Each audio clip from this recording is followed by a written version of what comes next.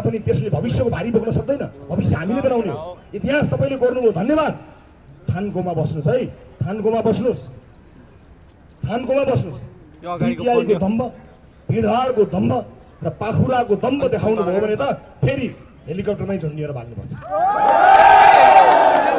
तर नयाँ पुस्ताको आवाजलाई सम्मान गरेर, नयाँ पुस्तालाई साथमा लिएर, नयाँ पुस्ताले देखाएको यो विद्रोहको ज्वालालाई सम्झिएर, सम्मान गरेर, हातेमालो गरेर, साथ दिएर, अपमानित नगरिकन अगाडि बढ्ने हो भने हामी सँगै यो देशको समृद्धिको बाटो गर्न सक्छौँ। यो एउटा दुईटा मान्छेले गर्न सक्ने होइन, एउटा दुईटा मान्छेले पार लगाउने विषय होइन, सबै मिल्नुपर्छ।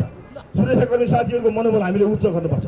हरेक आन्दोलनमा जसलाई पनि परिवर्तन चाहिएको छ, तर जतिखेर पनि सुरक्षाकर्मी साथीहरूलाई घाइते बनाएर परिवर्तनहरू आएको छ। अब उहाँहरूको घाउ पनि हामीले पुर्ने हो, उहाँहरूलाई पनि सुरक्षित महसुस गराउने हो, किनकि यो देशका सिपाहीहरू हुन्, उनीहरूका लागि पनि हामीले काम गर्नुपर्ने हुन्छ। त्यसैले साथी हो, उच्च मनोबलका साथ हामी काम गरौँ। मलाई थाहा छैन मेरो यो आवाज कति दिनसम्म चल्ने हो। म माथि तरवारहरू धेरै झुन्डिएका छन्, मुद्दा बाँकी छन्।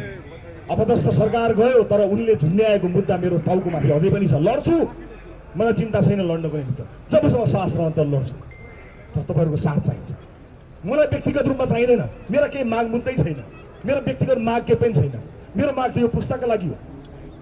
संसदमा हामीले 101 मान्छे लिएर गयौँ, निदाउँथे मान्छे संसदमा, एउटा बजेट भाषण तै विषय हेर्थे मान्छेले, तर संसदको हरेक सेसन नेपाली जनताले आँखा झिमिक्क नगरिकन हेर्ने बनायो राष्ट्रपाले।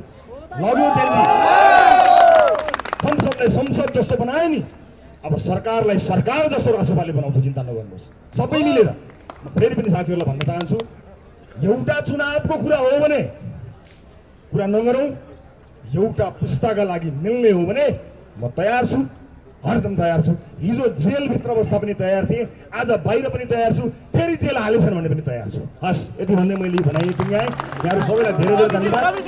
हस्।